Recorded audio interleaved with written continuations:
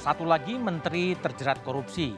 Menkominfo Johnny G. Plate ditetapkan Kejaksaan Agung sebagai tersangka korupsi hari ini. Plate diduga korupsi dalam proyek pembangunan BTS 4G Bakti Kominfo yang merugikan negara lebih dari 8 triliun rupiah. Plate menjadi menteri kelima yang tersandung kasus korupsi di era pemerintahan Jokowi. Namun di tengah dinamika jelang pemilu 2024, benarkah penetapan Sekjen Partai Nasdem ini bagian dari proses yuridis?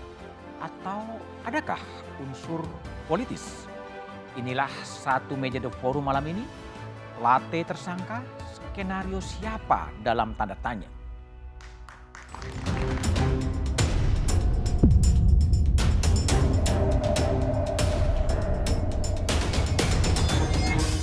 Kami menyimpulkan terdapat kerugian keuangan negara sebesar 8 triliun 32 miliar 84 juta 133 795.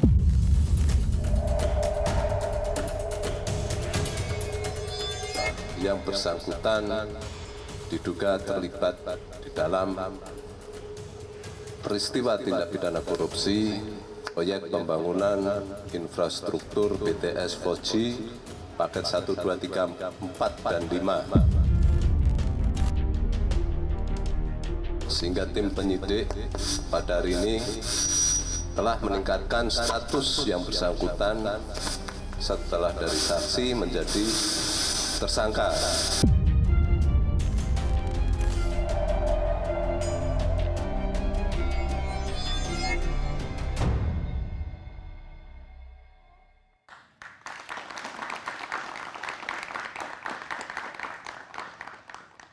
Plate jadi tersangka, skenario siapa dalam tanda tanya adalah tema satu meja The Forum malam ini. Telah hadir sejumlah narasumber di studio. Di sebelah kanan saya ada Sukidi Mulyadi, pemikir kebinekaan. Malam Mas Sukidi. Malam Mas Sukidi. Di sebelah kiri saya ada aktivis 1998 Usman Hamid. Usman, selamat malam. Malam. Di sebelah kirinya ada pengamat politik Adi Prayetno. Malam Mas Malam, Adi.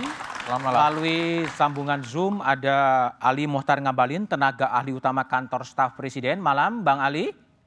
Selamat malam Mas Bram.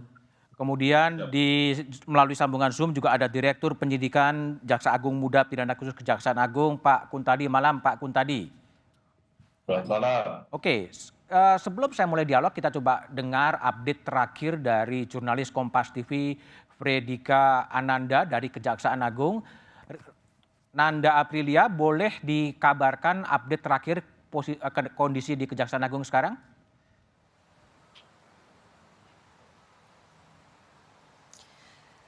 Selamat malam Mas Budiman dan juga saudara. Informasi yang kami dapat pada pukul 5 sore tadi memang masih ada 6 saksi yang diperiksa di Kejagung. Namun informasi pada malam hari ini kami masih terus menunggu dari update Kejagung dan juga kami masih belum melihat adanya tanda-tanda bahwa 6 saksi tersebut selesai dilakukan proses pemeriksaan. Kami masih terus menunggu, namun yang bisa dipastikan dari 6 saksi tersebut adalah tidak ada nama dari adik Johnny G. Plate yakni Gregorius Alex Plate.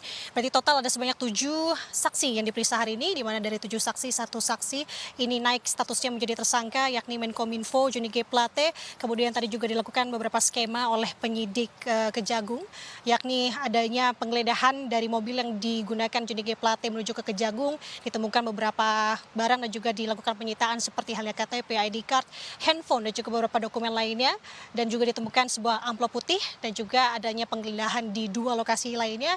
Dari kasus ini, kasus dugaan korupsi penyediaan menara BTS 4G, adanya kerugian yang dialami oleh negara mencapai 8 triliun lebih, di mana dari nilai proyek dari proyek ini adalah senilai 10 triliun lebih. Ini artinya ada kerugian yang dialami oleh negara mencapai kurang lebih mencapai 80% yang bisa disampaikan.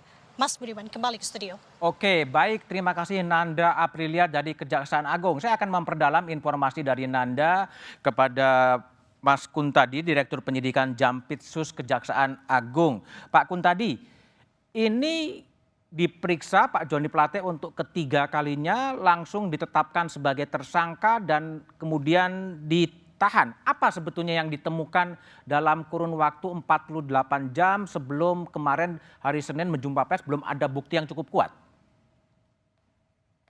Terima kasih atas pertanyaannya. Jadi begini ya, bukan alat bukti yang belum cukup kuat. Jadi kami menetapkan yang bersangkutan sebagai tersangka ini tentunya kami dasarkan pada alat bukti. Alat bukti yang kami maksud di sini tentunya bukan hanya alat bukti yang disampaikan oleh yang bersangkutan pada saat sebagai saksi maupun pada saat sebagai tersangka, tapi lebih pada adanya keterkaitan dengan alat-alat bukti yang lain, baik alat bukti elektronik, keterangan saksi-saksi yang lain, keterangan ahli. Nah itu semua setelah kami temukan, alat bukti surat juga, setelah kami temukan dan kami evaluasi, dapat kami simpulkan bahwa ternyata ada keterkaitan dan ada pertanggungjawaban hukum yang bersangkutan baik selaku Menteri Kominfo maupun selaku pengguna anggaran. Oleh karena itu pada hari ini setelah kami evaluasi, kami putuskan yang bersangkutan sebagai tersangka. Mungkin demikian. Pak Kuntadi, kalau saya baca berita yang termasuk di Kompas hari ini ya, penjelasan Pak Jaksa Agung dan Kepala BPKP yang menyebutkan pada hari Senin Menkominfo, judulnya adalah Menkominfo belum terbukti terlibat.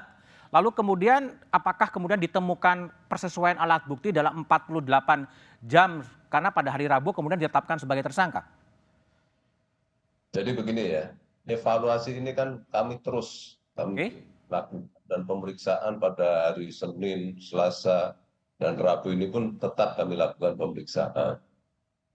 Bahwa pada saat itu disampaikan belum, itu bukan berarti tidak ada. Tapi itu menunjukkan bahwa kami sangat hati-hati dalam menentukan status seseorang. Ya ini tadi grafisnya bahwa di harian Kompas, Pak Jaksa Agung mengatakan pada hari Senin Menkominfo belum terbukti terlibat. Artinya memang ada ditemukan persesuaian alat bukti kesaksian pada hari Rabu ini ya Pak Kuntadi? Ya ini kan rangkaian ya, tidak bisa dipisah-pisah satu hari ini atau kemarin. Ini satu rangkaian. Semua alat bukti yang kami dapat ya kami evaluasi semua. Secara berkesinambungan dan secara mendetail ya.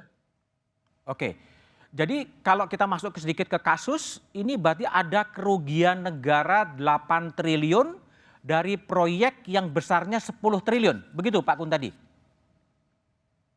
Proyek itu sendiri sebenarnya terbagi dua, total sekitar 28 ya. Tapi yang terkait dengan ini anggaran 10 triliun sekian, saya lupa pastinya.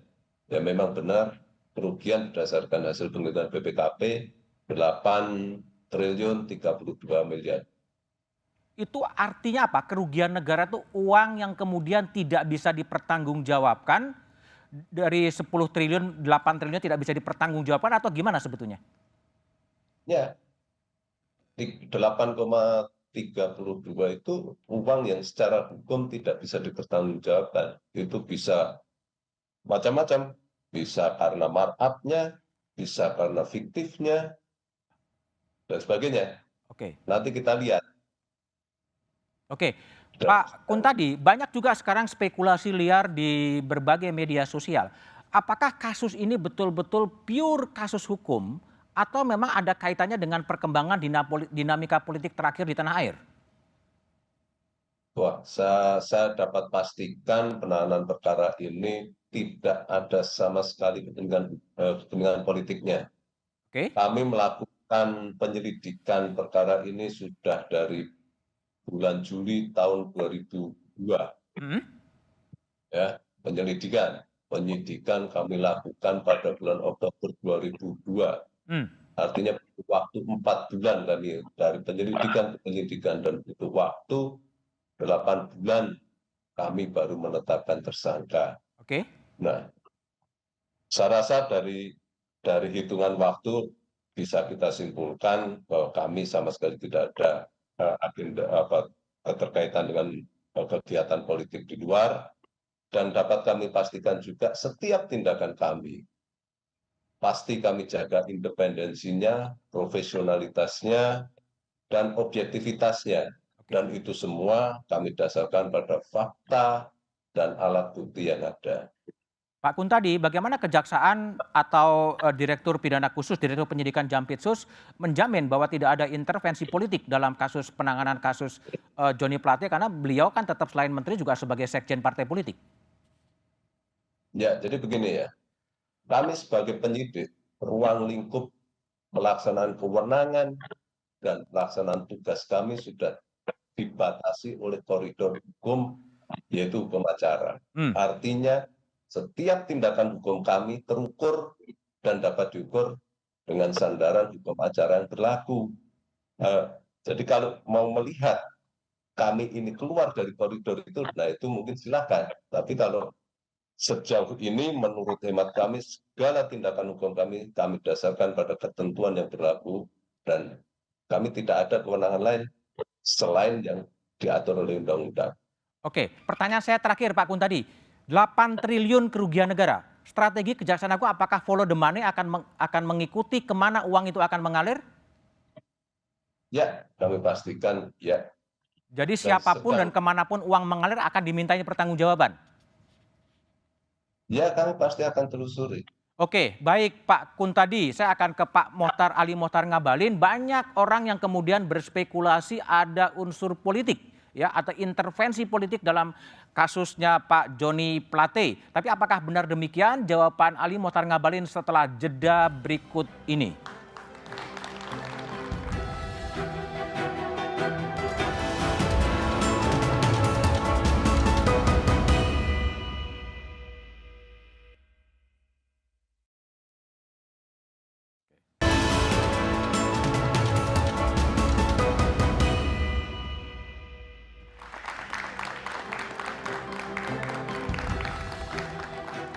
Masih bersama saya Budiman Tanrujo di Satu Meja The Forum. Sebelum ke Bang Ali Mohtar Ngabalin, saya juga hubungi terlebih dahulu jurnalis Kompas TV Frediska Ananda dari kantor DPP Partai Nasdem. Rizka, bisa diupdate poin penting dari jumpa pers Ketua Umum Partai Nasdem Surya Paloh yang baru saja berakhir tadi sore?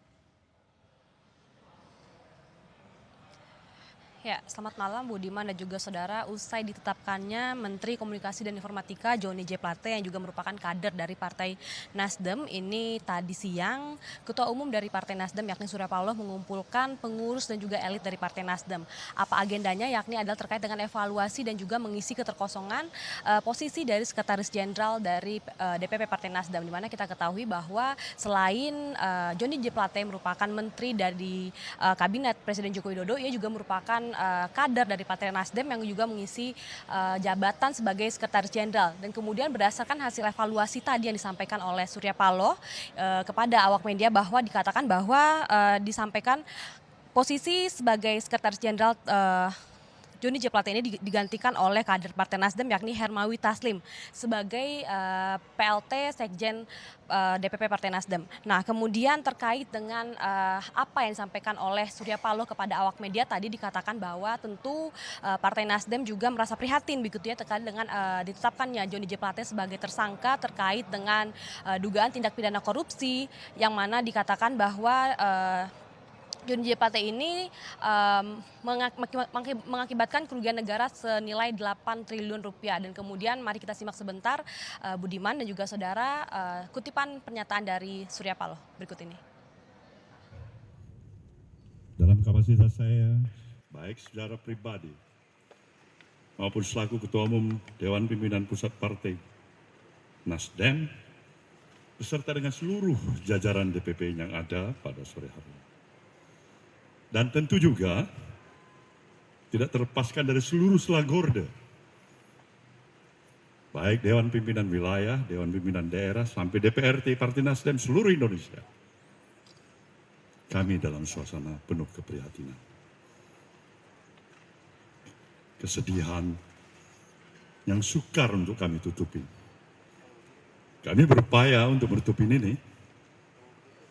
Kami berupaya untuk kami tetap tegar, bisa tersenyum dengan teman-teman semuanya, kami upayakan itu. Tapi kalau teman-teman bisa memahami Sesungguhnya apa yang ada dalam nurani diri pribadi saya. Ada kesedihan, keperihan hati. Tidak seperti biasanya. Saya memahami kasus seperti ini bukan yang pertama kali dihadapi oleh partai ini. Tapi untuk hal yang terjadi kali ini kepada Sekretaris Jenderal DPP Partai Nasdem, saudara kami Joni Plate, saya harus katakan sekali lagi, kami berduka untuk ini. Saudaraku semuanya, ditetapkannya saudara Joni Plate sebagai tersangka itulah merupakan bahagian dari proses hukum yang harus dilaluinya. Apa sikap Nasdem? Jelas tidak pernah berbeda. Dari komitmen awal partai ini didirikan, kami ingin tetap berada di garda terdepan, ingin menegakkan prinsip-prinsip hukum yang berkeadilan untuk terus dari waktu ke waktu. Kita dukung, kita berikan penghormatan sebagaimana mestinya kita sebagai warga negara yang baik. Apalagi peran daripada institusi partai politik yang berulang kali saya katakan, partai politik harus berada pada garda yang paling terdepan untuk memberikan kontribusinya dalam proses pendidikan politik yang berarti dan mengedepankan profesionalisme dan moralitas. Ini jelas. Jadi proses hukum ini harus kita hormati. Kami tetap menghormati ini.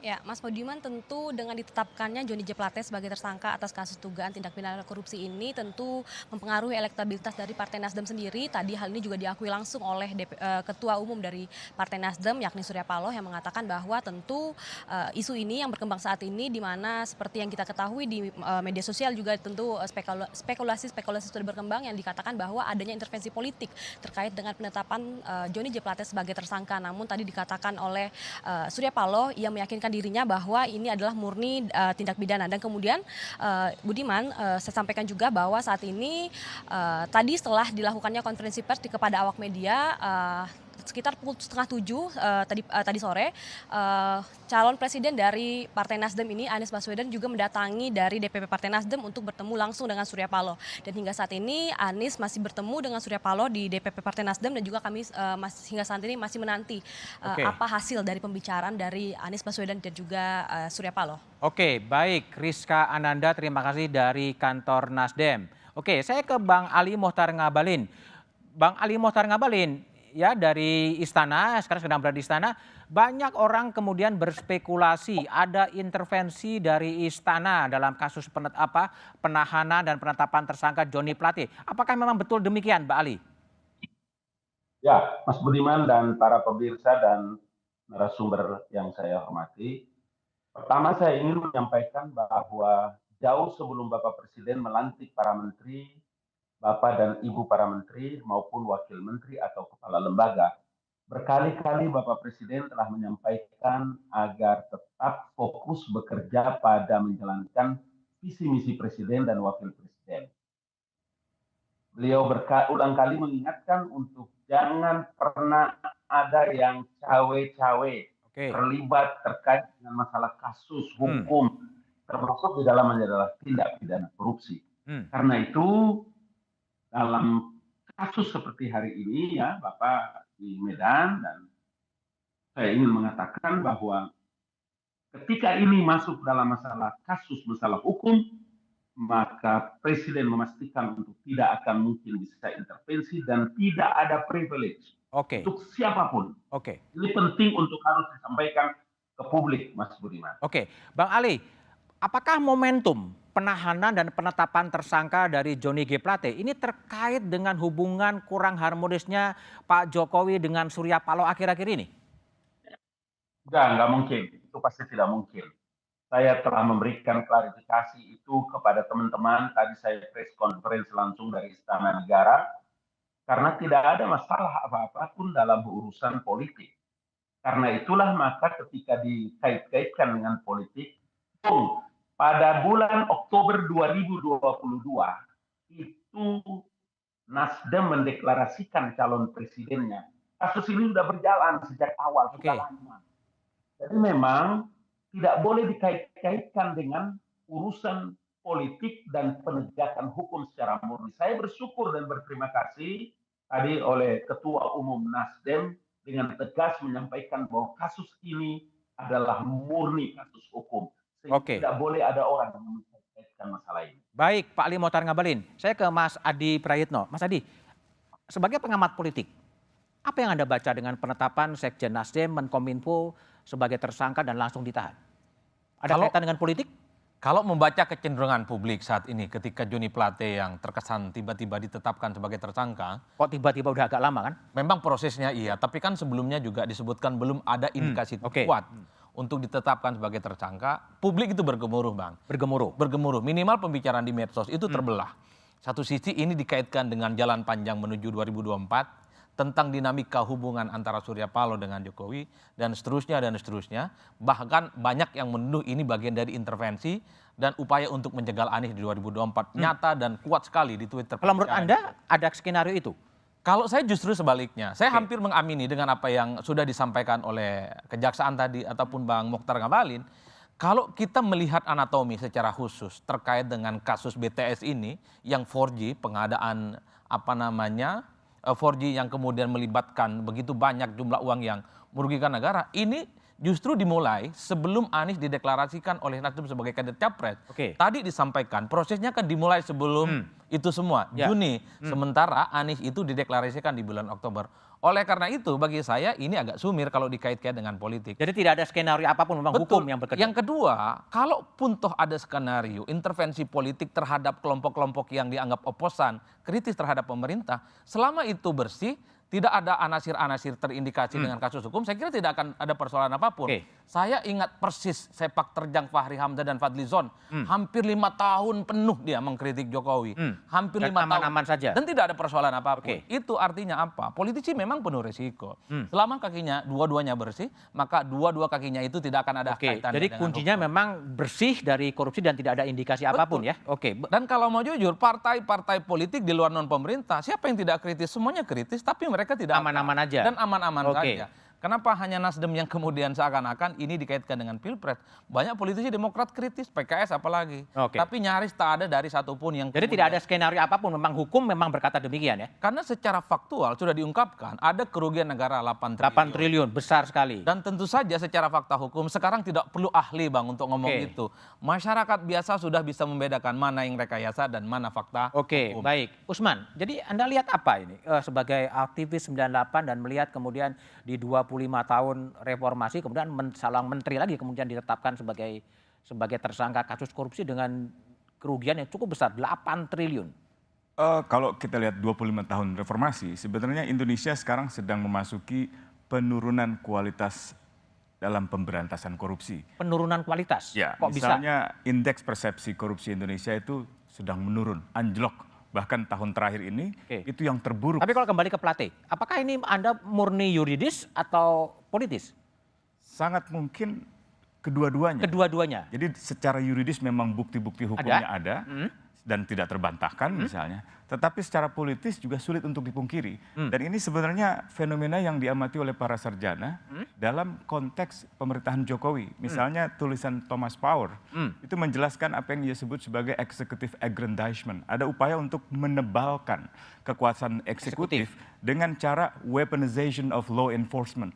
Memperalat senjata negara dengan alat-alat penegak hukum. Misalnya kejaksaan, kepolisian, bahkan belakangan dengan KPK. Dalam kasus kejaksaan, itu paling banyak disoroti oleh Thomas Power ketika itu. Misalnya di periode pertama pemerintahan Jokowi, banyak proses hukum yang ketika itu ditujukan kepada sejumlah tokoh politik yang beroposisi, misalnya Haritanu atau Tuan Guru Bajang misalnya gitu, atau misalnya Gubernur Papua. Jadi Gubernur Papua, Gubernur Nusa Tenggara Barat sampai dengan Haritanu, tokoh politik partai ketika itu yang dianggap beroposisi. Dan ketika proses hukumnya itu berhenti, kita tahu bahwa mereka yang semula menjadi target proses hukum itu sudah berubah haluan mendukung pemerintahan yang berkuasa. Nah, dalam banyak catatan sebenarnya yang dikatakan oleh Tom Spower ini ada benarnya karena ia membandingkan proses penuntutan oleh Kejaksaan dan oleh KPK di masa pemerintahan Jokowi dan di masa pemerintahan SBY.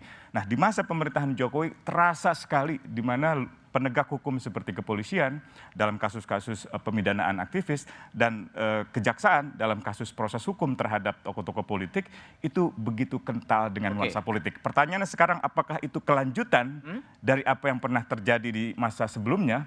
Jaksa Agung sebelumnya itu kan sebenarnya dari Nasdem, Jaksa Agung Pak Prasetyo, dan banyak sekali kekecewaan di lingkaran politik, misalnya dari PDIP atas langkah-langkah Jaksa Agung ketika itu, dan banyak manuver yang akhirnya berhasil menempatkan orang yang dipandang mendukung PDIP atau bagian dari lingkaran terdekat PDIP, misalnya Jaksa Agung yang sekarang adalah adik dari politisi PDIP di Komisi 1. Dan itu dianggap faktor-faktor yang membuat proses hukumnya tidak murni yuridis, melainkan mengandung unsur-unsur politis. Baik, Usman. Hanya waktu yang nanti menentukan. Mas Sukidi, jadi kalau menurut Anda ya, yang bisa menarik jarak dari fenomena politik kontemporer, sebetulnya Anda yang baca apa sih? Apakah betul tadi sinyalemen dari Usman yang mengatakan bahwa memang ada tren atau gejala using the power ya untuk melakukan penerapan dalam kasus-kasus korupsi, tapi analisanya setelah jeda berikut ini saja.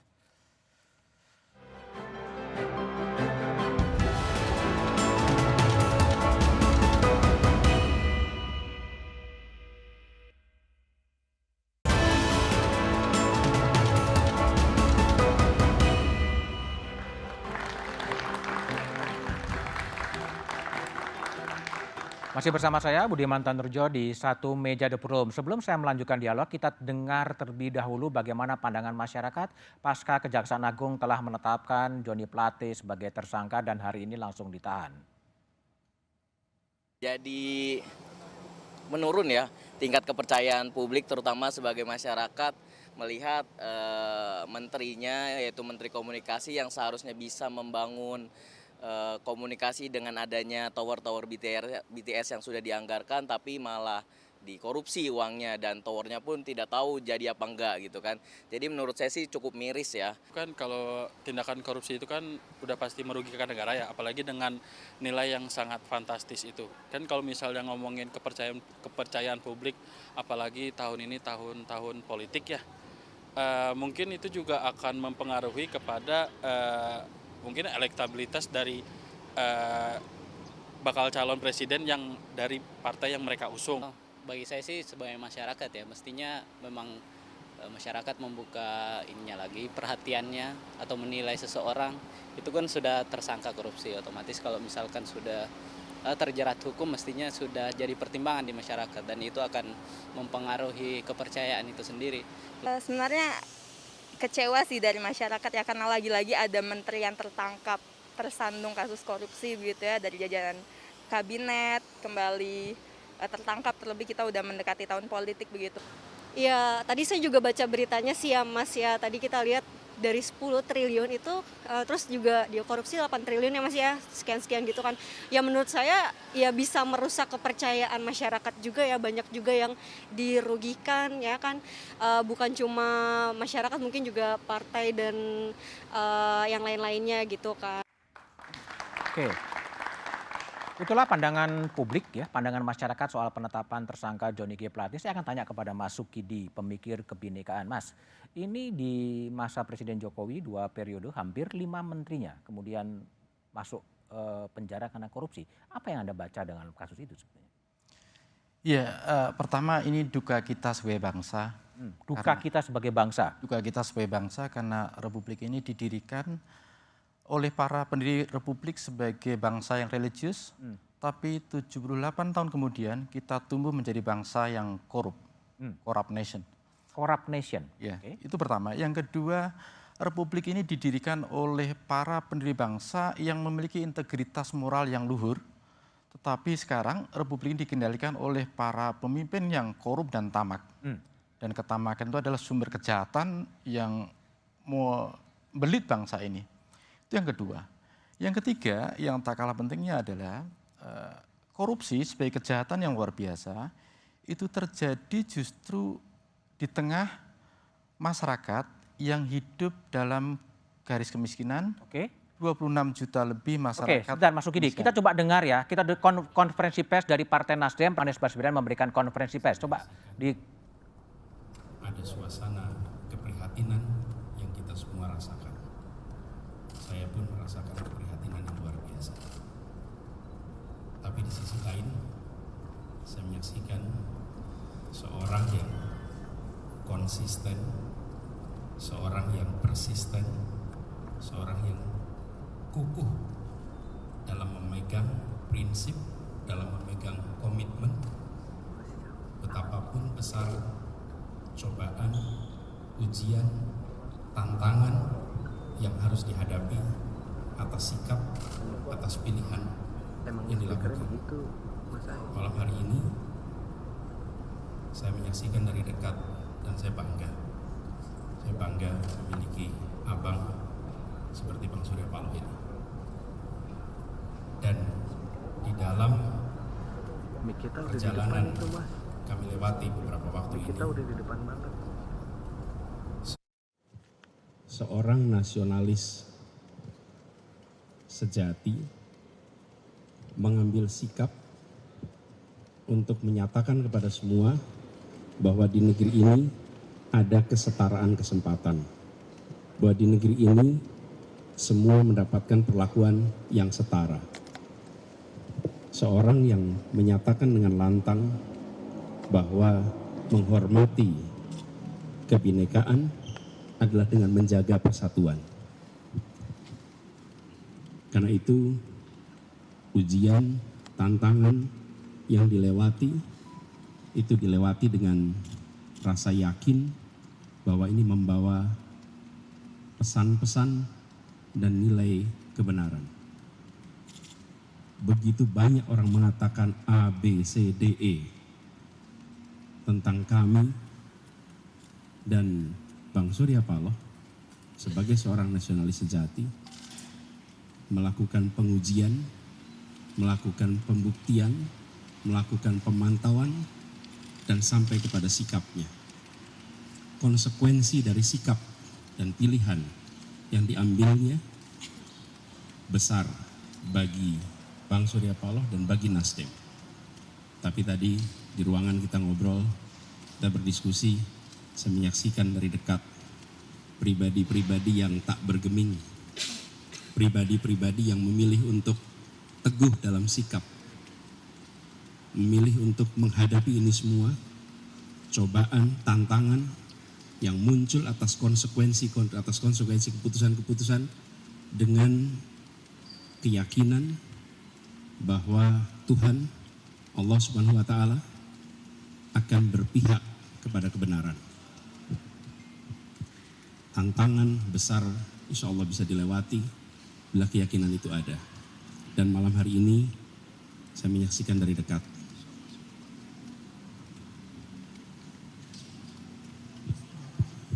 Dan tadi dijelaskan tidak ada sedikit pun yang berubah ikhtiar kita untuk bekerja menghadirkan keadilan, menghadirkan kesetaraan, menjaga persatuan, jalan terus.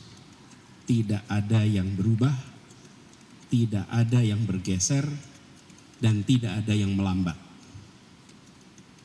Tadi kita sampaikan kita jalan terus sesuai dengan semua rencana, dan kita kirimkan pesan pada seluruh rakyat Indonesia. Justru karena besarnya tantangan ini, kita makin yakin bahwa keadilan harus ditegakkan di negeri ini. Bahwa keadilan itulah yang nanti bisa menjaga persatuan di negeri ini. Dan itu hasil obrolan kita dengan Bang Surya Paloh dan teman-teman Nasdem pada malam hari ini. Itu aja dari saya. Terima kasih. Assalamualaikum warahmatullahi wabarakatuh. jumpa pers dari bakal calon presiden dari Partai Nasdem, Anies Baswedan, yang didampingi oleh Sugeng Suparwoto dan Taufik Basari, yang intinya mengatakan bahwa tidak ada yang berubah dalam sikap Partai Nasdem dan kemudian keadilan pada saatnya juga akan datang. Dan tidak ada yang berubah, ini juga punya tafsir bahwa pencalonan presiden bakal oleh Anies Baswedan oleh Nasdem tetap akan berlanjut. Saya kembali ke Mas Sukidi. Mas Sukidi, apa yang salah sebetulnya? Kok kemudian reformasi 25 tahun, 78 republik, kok kemudian tergerak menjadi begitu banyaknya korupsi? Seperti Prof. Mahfud mengatakan di udara ada korupsi, di laut ada korupsi, di darat ada korupsi. Apa yang salah sebetulnya? Yang salah karena pertama kita tumbuh menjadi satu bangsa yang tidak kuat secara moral. Tidak kuat secara moral? Ya, moral kita lembek dan kita bersikap permisif terhadap berbagai penyimpangan moral. Karena itu pendapat terbaik yang pernah saya dengar adalah justru mengikuti slogan politik yang diberikan oleh Ben Anderson ketika dia datang ke Indonesia persis setahun setelah reformasi, dia menggelorakan slogan politik lifelong shame. Jadi long life shame, yaitu adalah sikap hidup untuk rasa malu selamanya terhadap penyimpangan-penyimpangan moral yang membelit bangsa ini yang cukup lama, sehingga kita perlu sikap tegas terhadap korupsi itu.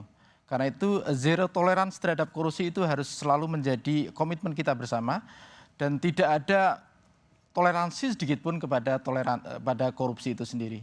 Nah, kalau kemudian merebak kemana-mana korupsi itu ada, semata-mata memang kelemahan dari bangsa ini atau memang sistemnya atau kepemimpinannya atau seperti apa yang mengakibatkan korupsi bisa menjadi komorbid sebetulnya? Terbawa sejak zaman VOC sampai sekarang. Ya, saya kira kepemimpinan kita yang tidak merefleksikan apa yang saya sebut sebagai servant leadership. Servant leadership? Ya, kepemimpinan yang spiritnya melayani untuk orang lain, tapi kepemimpinan kita yang tumbuh adalah kepemimpinan yang feodalistik, yang patrimonialistik, yang selalu berorientasi pada ketamakan diri sendiri dan partai dan orang lain, kroninya. Dan karena itu ke depan, Indonesia hari ini dan ke depan membutuhkan satu kepemimpinan yang melayani kepada mereka yang lemah, yang miskin, yang jumlahnya 26 juta lebih, dan masyarakat kita yang tak berdaya cukup besar. Karena itu kita harus menuntut pemimpin untuk selalu setia melayani kepada rakyat kecil itu sendiri. Melayani rakyat kecil. Oke, kembali ke Usman Hamid. Usman tadi sempat menyinggung soal law enforcement, penegakan hukum. Nah, sebetulnya apakah memang penegakan hukum yang dilakukan oleh kekuatan itu memang mengingkari atau mengkhianati semangat reformasi pada waktu 25 tahun Anda berada di jalan? Sebenarnya ada bagian-bagian masa reformasi yang menumbuhkan harapan yang tinggi, yaitu ketika lembaga hasil perjuangan politik reformasi seperti KPK dianggap efektif di dalam menyeret pelaku-pelaku korupsi pada dua sektor yang paling mendasar. Yang pertama sektor penegak hukum, yang kedua adalah sektor politik. Jadi banyak pejabat penegak hukum dan pejabat-pejabat politik partai, bahkan pimpinan partai yang terjerat korupsi kemudian dipenjara. Itu seluruhnya menempatkan KPK sebagai lembaga yang paling dipercaya masyarakat. Tapi setahun terakhir ini KPK justru terpuruk menjadi lembaga yang tidak dapat lagi dipercaya oleh masyarakat. Salah satunya karena KPK mengalami proses weaponization of law enforcement itu. Weaponization of law enforcement. KPK diinfiltrasi atau diintervensi melalui penempatan pemimpin-pemimpin yang tidak kredibel, proses seleksi yang politis, revisi undang-undang KPK yang melemahkan wewenangnya, melemahkan independensinya, dan bahkan pemerintahan Jokowi saya kira melanjutkan tindakan pemerintahan sebelumnya yang membiarkan KPK mengalami kriminalisasi. Bahkan revisi undang-undang KPK yang melemahkan KPK itu sebenarnya kelanjutan dari yang pernah terjadi pada masa kepresiden SBY tahun 2010. Jadi sepanjang 25 tahun kita selalu melihat upaya-upaya untuk memundurkan reformasi. Dengan melemahkan lembaga-lembaga pemberantasan korupsi. Sebenarnya sebabnya bisa dilihat dari dua sisi. Pertama yang sifatnya struktural. Yang kedua yang sifatnya agensial. Yang sifatnya struktural sebenarnya yang paling diharapkan di dalam memberantas korupsi pada masa reformasi. Karena struktur politik tertinggi misalnya presiden atau misalnya kekuatan oligarki, kekuatan kelompok orang yang super kaya, yang sangat kaya, tidak ada dalam struktur politik tapi mengendalikan proses pengambilan keputusan politik. Dan yang kedua adalah faktor agensial. Banyak orang berharap, oh si A orang baik, pasti bisa memberantas korupsi. Dulu orang membayangkan, misalnya Peter Carey, sejarawan Inggris, dia membandingkan pemberantasan korupsi di Inggris dan di Indonesia, dia menempatkan harapan yang tinggi pada sosok-sosok seperti Jokowi ketika itu.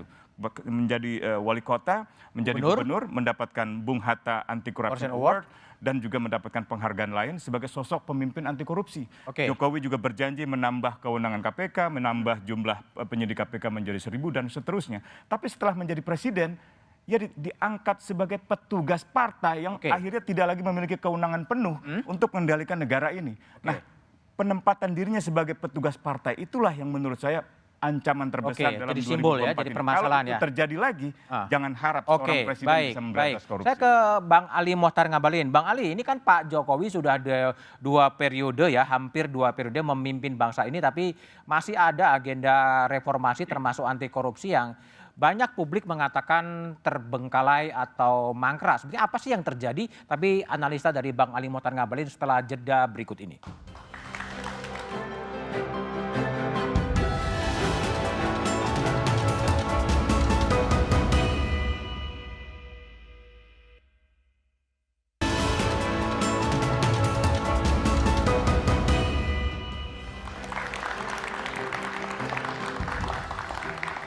Masih bersama saya Budiman Tanurjo di Satu Meja The Forum. Ke Bang Ali Mohtar Ngabalin, tenaga ahli utama KSP.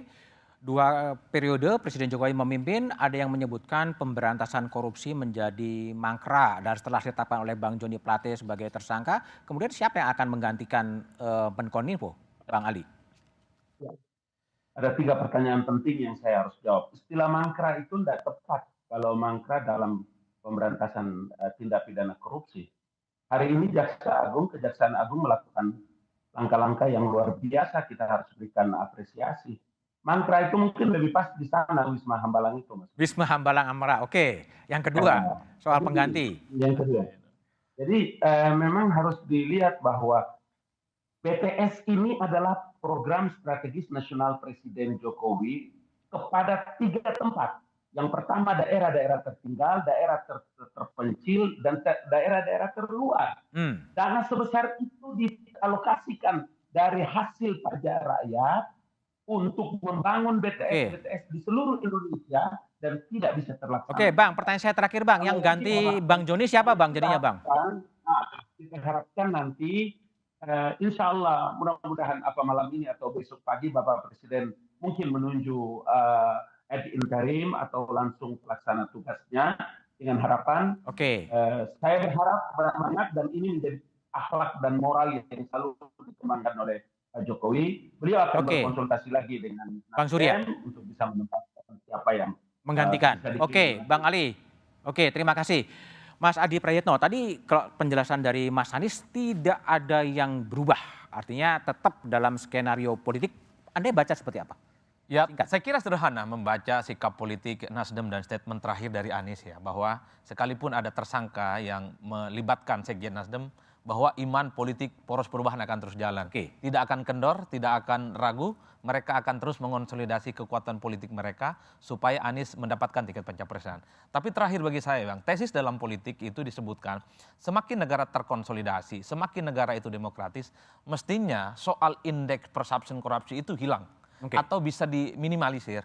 Tapi di Indonesia seakan-akan terjadi paradoks. Satu sisi demokrasi kita itu berkembang begitu besar, minimal tingkat partisipasi politik, minimal partai politik kita tumbuh besar hampir tiap pemilu berkembang.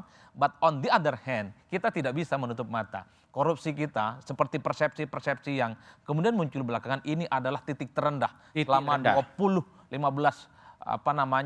terakhir yang kemudian kita harus teratapi bersama. Jokowi itu sebenarnya adalah oase politik karena bukan oligarki, bukan ketua umum partai yang mestinya bisa memutus mata rantai di mana semua institusi dan penegak-penegak hukum selama ini tidak lagi cawe-cawe dengan urusan politik, Bang. Sudah menjadi konsumsi publik, Kejaksaan Agung, kemudian KPK, bahkan kepolisian itu seringkali menjadi instrumen politik dalam tanda kutip jelang pemilu elektoral 2024. Saya kira persepsi ini harus mulai dihilangkan. Dihilangkan ya.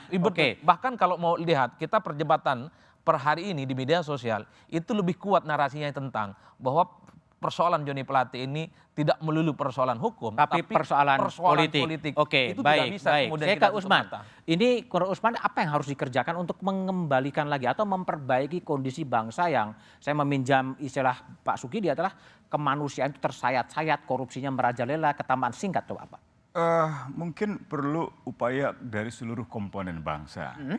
Momentum pemilu ini adalah momentum yang harus dimanfaatkan secara optimal.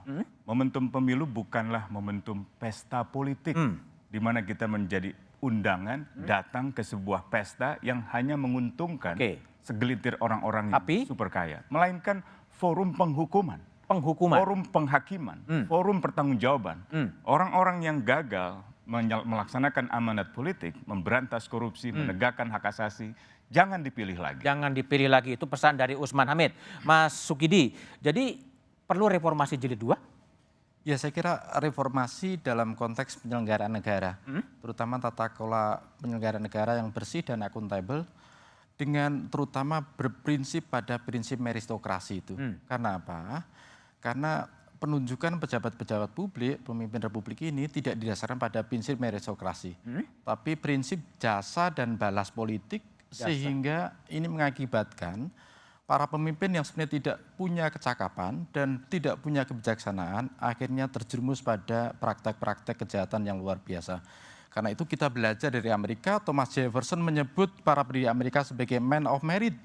Dan juga belajar dari tetangga kita, Singapura, Lee Kuan Yew menyebut menyebut Singapura sebagai negara yang berprinsip pada meritokrasi itu. Karena itu republik ini sebenarnya butuh prinsip meritokrasi yang menempatkan orang-orang terbaik, orang-orang yang bijak, orang-orang yang berpengetahuan untuk menyelenggarakan negara. Karena apa? Karena hipokrisi dalam penyelenggaraan negara sudah pada titik terburuk dalam sejarah Indonesia. Hipokrisi itu kemunafikan ya, dalam posisi yang nadir. Oke, Mas Sukidi, terima kasih. Mas Usman, Bang Adi, dan Ali Mohtar Ngabalin telah tergabung di satu meja The Forum. Sudah 5 menteri Jokowi dipenjara karena korupsi. Joni Plate adalah menteri kelima yang ditahan atas tuduhan korupsi. Fakta itu menggambarkan korupsi belum enyah dari republik ini. Agenda reformasi terus saja dikorupsi. Penahanan Joni bisa saja memunculkan berbagai spekulasi. Tapi yang namanya korupsi tetaplah korupsi. Tergantung pada kekuatan bukti dan saksi. Karena korupsi itu bisa membangkitkan negeri. Bangsa ini membutuhkan pemimpin yang punya komitmen anti korupsi. Bukan hanya dalam permainan narasi, tapi dalam aksi. Pemilu akan kita laksanakan 14 Februari 2024. Pastikan untuk tetap mengikuti perkembangan terkini melalui Kompas TV, independen, terpercaya.